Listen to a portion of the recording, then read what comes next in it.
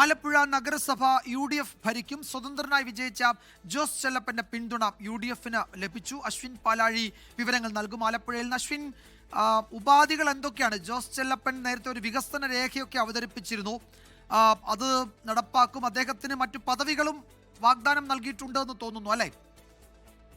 വിജയകുമാർ, തീർച്ചയായും ആലപ്പുഴ നഗരസഭയിൽ UDF 23 seat, LDF 22 seat എന്ന നിലയിലായിരുന്നു നിലവിൽ ഉണ്ടായിരുന്നത്.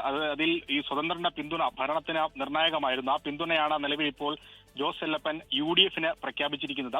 കഴിഞ്ഞ ദിവസം 24 തന്നെ അദ്ദേഹം ഒരു കാര്യം വ്യക്തമാക്കിയിരുന്നു. ഒരു വികസന രേഖയാണ് ഡിമാൻഡായി മുന്നോട്ട് വെക്കുന്നത് എന്ന് പറഞ്ഞിരുന്നു. അതിൽ 10ഓളം ആവശ്യങ്ങളാണ് പ്രധാനമായും മുന്നോട്ട് വെച്ചിരുന്നത്.